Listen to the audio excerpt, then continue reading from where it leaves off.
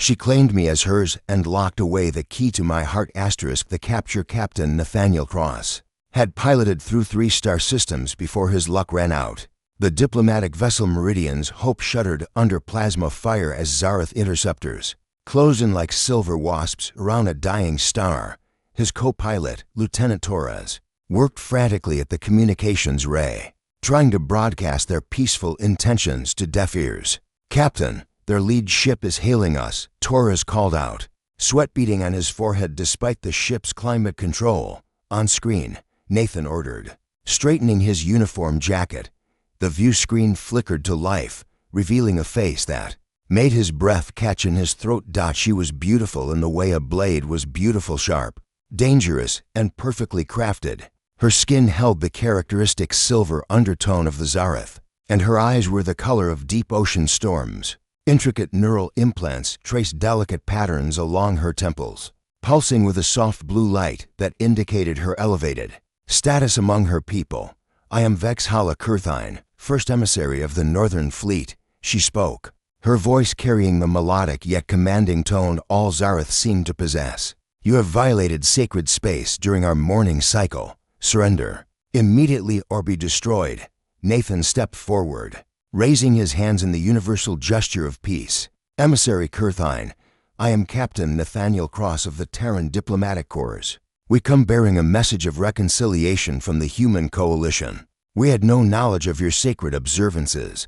Her storm-gray eyes narrowed, studying him with an intensity that made him feel exposed, as if she could see through his uniform, his skin, straight to his soul. For a moment, something flickered across her perfect features, surprise, perhaps, or recognition of something she hadn't expected to find.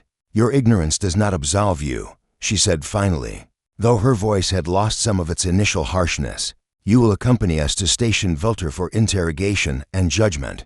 The tractor beam engaged before Nathan could respond, pulling their small diplomatic vessel into the belly of the massive Zareth dreadnought. Torres reached for his sidearm, but Nathan placed a restraining hand on his shoulder. "Stand down.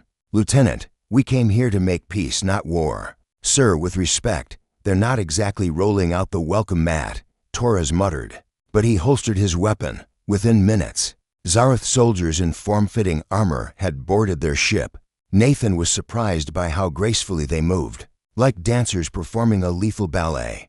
They separated him from his crew with clinical efficiency, binding his hands with energy shackles that hummed softly against his skin. As they escorted him through the corridors of the Zareth vessel, Nathan marveled at the architecture. Everything seemed to flow like water frozen in time, with bioluminescent panels providing gentle, shifting light. It was beautiful in a way that human technology, for all its advancement, had never quite achieved. They brought him to what could only be described as a throne room, though it felt more like standing inside a pearl. Vexhala Kurthine waited for him there, having changed from her military attire into robes that seemed to be woven from starlight itself. The neural implants along her temples pulsed more rapidly now, and Nathan noticed her hands trembling slightly, the first sign of anything less than perfect control he'd seen from her. "Captain Cross," she said, and something in the way she spoke his name made his heart race unexpectedly. "You puzzle me. Your species is known for its emotional volatility, yet you radiate a calmness that seems impossible." She circled him, slowly, her bare feet silent on the smooth floor. "Tell me, human, what thoughts occupy your mind when you believe death approaches?" Nathan met her gaze steadily. "I think about home, about the sunrise over Lake Michigan, where I grew up, about my sister's laugh and the way coffee tastes on Sunday mornings. I think about all the beautiful things I've been privileged to experience, and I feel grateful." Vexhala stopped directly in front of him, her storm-gray eyes wide with something that looked dangerously close to wonder. "Impossible," she whispered. The claiming for 3 days, Nathan remained in a crystalline cell aboard the Zareth vessel, though cell seemed an inadequate word for the elegant chamber with its flowing walls and soft, ever-changing light. During this time, Vexhala visited him daily, ostensibly for interrogation, but their conversations invariably drifted from military intelligence to philosophy, from diplomatic protocol to deeply personal revelations. Your people fascinate me. Captain, she said during one such visit, settling gracefully onto the bench across from him. Today she wore simpler robes of deep blue that made her silver skin seem to glow. We Zarath are taught from birth to suppress emotional response. It is seen as weakness, as chaos that disrupts the order of our society. Nathan leaned back against the curved wall. And yet you've built one of the most advanced civilizations in the galaxy. Doesn't that suggest there might be strength in feeling, heretical thinking? She replied. But there was a small smile playing at the corners of her mouth. If the council heard you speak such words, what would happen to me? Her expression darkened. Mental reconditioning. They would strip away everything that makes you, you. Something cold settled in Nathan's stomach. And what will happen to me now? Vexhala was quiet for a long moment, her fingers tracing patterns in the air, a nervous habit he'd begun to notice. When she finally spoke, her voice was barely above a whisper. I am going to do something unprecedented, something that may damn us both. She rose and moved to the wall, pressing her palm against a particular section. The crystalline surface dissolved, revealing a hidden alcove filled with artifacts Nathan didn't recognize. Ancient things, by the look of them, carved from materials that seemed to absorb light rather than reflect it. These are relics of the old ways, she explained, lifting a circlet of what appeared to be living metal. Before we became the cold, efficient species you know today, the Zarath were different. We felt deeply, loved fiercely, and formed bonds that transcended death itself. She turned to face him, the circlet cradled in her hands like something precious and dangerous. This is a heart-binding crown. It was used in ancient rituals to create soul links between compatible individuals. The practice was outlawed centuries ago when our society chose logic over passion. Nathan's pulse quickened. What are you saying? I am saying, Captain Nathaniel Cross, that in 3 days of speaking with you, you have awakened something in me that I did not know existed.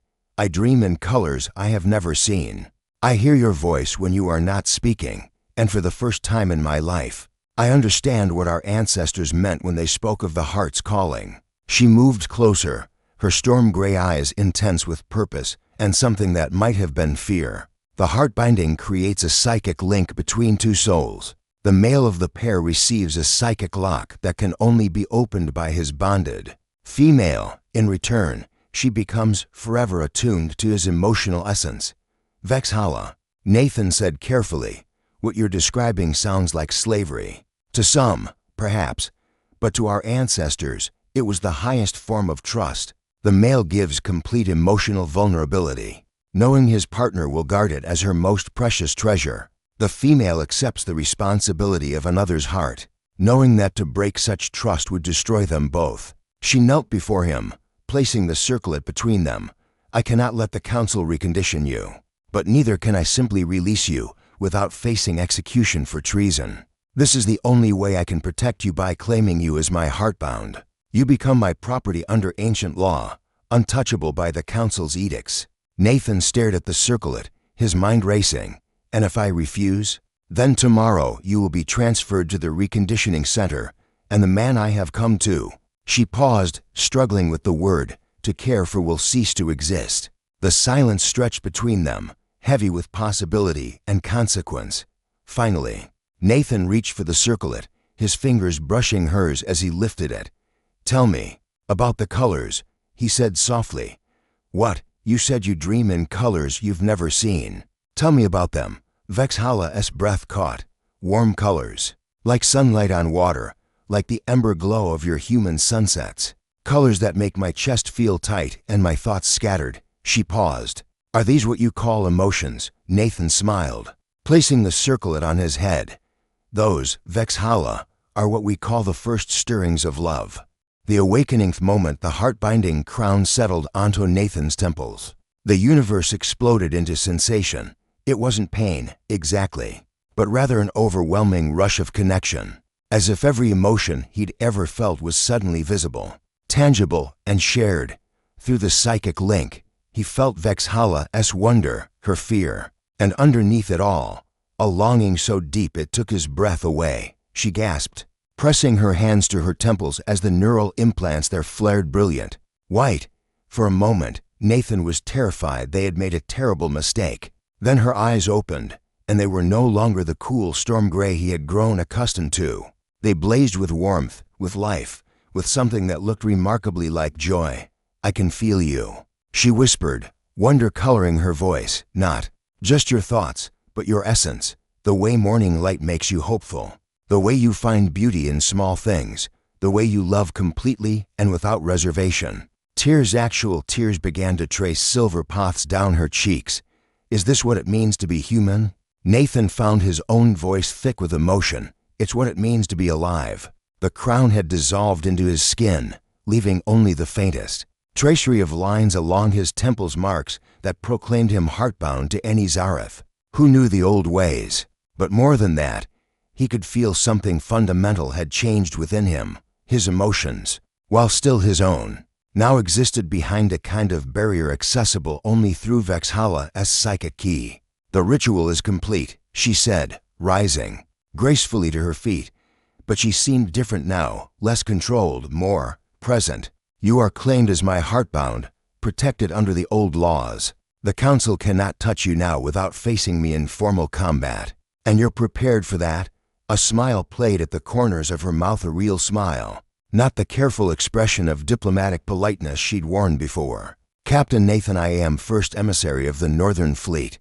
I did not achieve this position through weakness." Over the following days, their bond deepened in ways Nathan hadn't anticipated. Through the psychic link, Vexhala began to experience the full spectrum of human emotion, while Nathan found himself developing an almost supernatural awareness of her thoughts and feelings. It was intimate beyond anything he'd ever imagined possible. She showed him her world through her eyes, the politics of the Zareth Council, the rigid hierarchy that demanded emotional suppression, the way her people had traded the chaos of feeling for the cold efficiency of logic. In return, he shared his memories of Earth, of family gatherings and quiet moments, of the messy, beautiful complexity of human connection. "Your species," she mused one evening as they stood together in her private chambers, watching stars wheel by through the massive viewport, "is so willing to be vulnerable. Even now, knowing I hold the key to your emotional core, you trust me completely." "Do I have a choice?" Nathan asked, though there was no accusation in his voice. "Yes," she said simply. "The heart binding can be dissolved, though it would cause considerable pain to us both, and I would lose this." She gestured to the space between them, to the invisible threads of connection that bound them together. This ability to feel, to experience joy and wonder, and she paused, color rising in her silver cheeks. "And love." Nathan turned to face her fully. "Is that what this is?" "I believe so, though I have no experience with such things. When I think of being without you, of returning to the gray emptiness of my previous existence, I feel something I can only describe as heartbreak." "Then why are you giving me the choice?" "Because," she said, reaching up to trace the faint lines the crown had left on his temples, "love without choice is not love at all. It is merely possession. And you, Nathan Cross, deserve to be loved, not owned." He caught her hand in his, marveling at how right it felt, how completely right everything felt when she was near. "What about you? What do you deserve?" "I deserve whatever you choose to give me," she replied. "But I hope you might choose to give me your heart freely, as I am learning to give you mine." Nathan pulled her closer, feeling the psychic bond pulse between them like a second heartbeat. "Vexhala, I chose you the moment I put on that crown, not because I had to, but because something in me recognized something in you. We're bound now, not just by ancient magic, but by choice." The challenge news of the heart binding traveled through the Zareth fleet like wildfire, and within a week, they were summoned to appear before the Grand Council on the capital world of Zalthara. Vexhala had expected this, but the swiftness of the summons suggested the council was more disturbed by her actions than she had anticipated. The journey to Zalthara took 3 days through hyperspace, during which Vexhala taught Nathan the protocols and customs he would need to survive a council audience. More importantly, she began teaching him to navigate their shared psychic bond, showing him how to project calm when she needed to appear unaffected by emotion, and how to draw strength from their connection without revealing its depth to observers.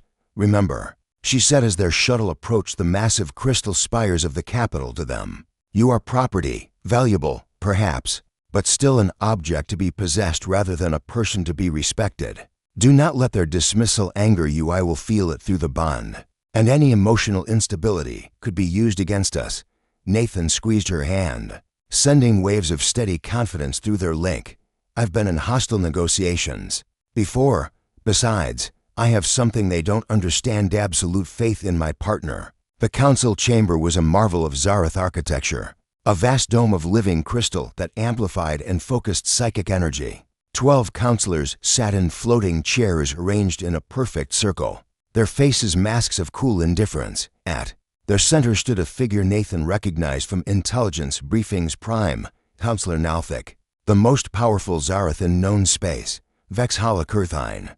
Nalthik's voice resonated through the chamber, carrying harmonics that seemed designed to inspire obedience. You stand accused of violating the purity protocols by engaging in an ancient bonding ritual with an alien species.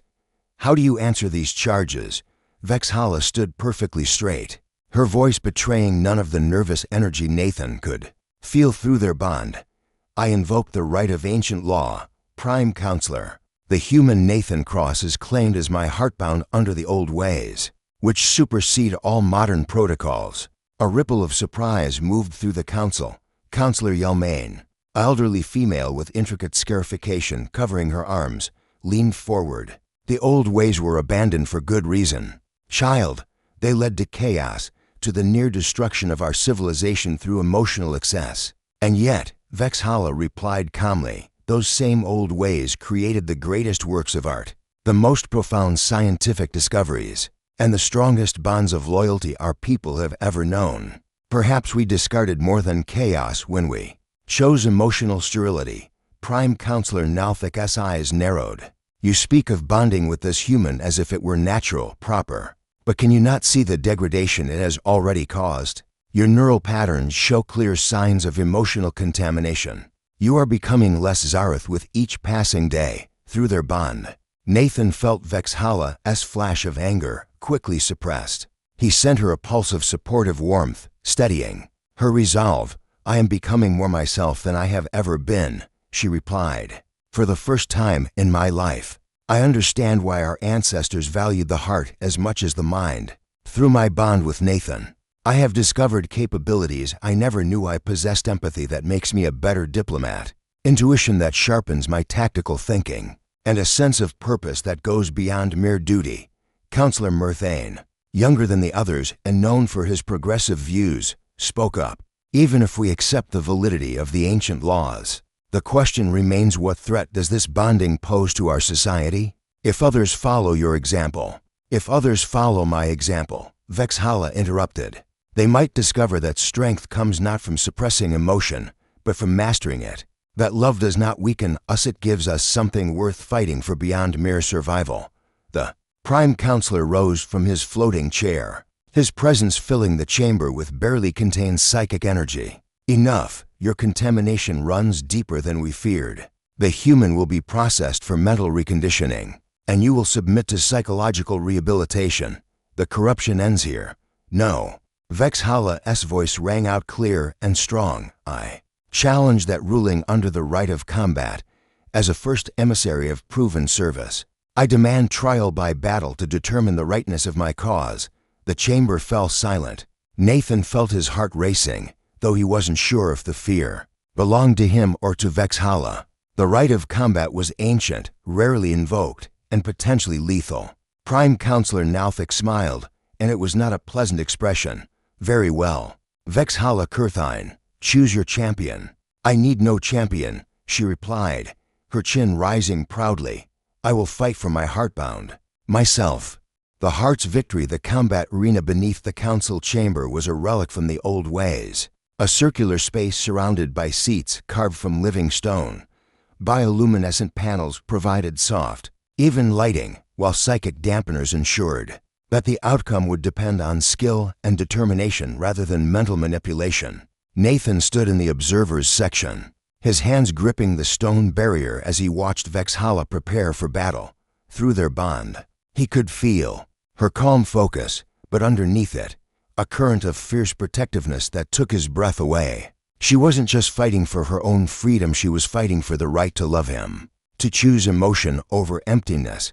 Her opponent was Jenkara Silthane, the Council's champion, a warrior of legendary skill, who had never lost a formal combat. She moved with deadly grace as she entered the arena, her ceremonial blade gleaming in the soft light. The weapon was a thing of beauty, forged from rare metals and inscribed with glyphs that seemed to shift and change as Nathan watched. "This is madness," muttered Counselor Yelmain from her seat near Nathan. "Vexhala was always skilled, but Jenkara is death itself in warrior form." Nathan ignored the commentary, focusing instead on sending strength and love through the psychic bond. He felt Vexhala's response, a surge of determination that burned brighter than any star. The combat began without ceremony. Jenkara struck first, her blade moving in patterns too fast for human eyes to follow. But Vexhala was no longer fighting as a traditional Zareth warrior. Through her bond with Nathan, she had learned to incorporate human unpredictability into her technique. She ducked when logic said she should block, attacked when strategy suggested retreat, and fought with a passion that her opponent couldn't anticipate. Their blades met in showers of sparks, each clash ringing through the arena like a bell. Jenkara was technically superior, but Vexhala had something the champion lacked: emotional investment in the outcome. Every strike carried the weight of her love for Nathan. Every parry was fueled by her determination to protect their bond. As the battle continued, Nathan began to notice something extraordinary. Through their psychic link, he was unconsciously feeding Vexhala information, his human ability to read micro-expressions and body language, his intuitive understanding of when someone was about to change tactics. In return, she was sharing her enhanced reflexes and battle-honed instincts. They were fighting as one entity, each complementing the other's strengths. The tide turned when Jenkara attempted a killing blow that should have ended the combat. Nathan saw it coming a split second before Vexhala's conscious mind registered the attack. Through their bond, he shouted a warning that allowed her to twist away from the blade's edge and counter with a strike that sent the champion stumbling backward. "Impossible," breathed Prime Counselor Nalthik. "She's fighting beyond her natural ability. She's fighting with her heart," Nathan said loudly enough for the entire chamber to hear. "Something your people seem to have forgotten how to do." Jenkara recovered quickly, but the brief exchange had revealed something important. Vexhala was no longer fighting alone. The realization seemed to shake the champion's confidence, and her next series of attacks lacked their previous precision. The end came suddenly. Jenkara overextended on a thrust meant to pierce Vexhala's heart.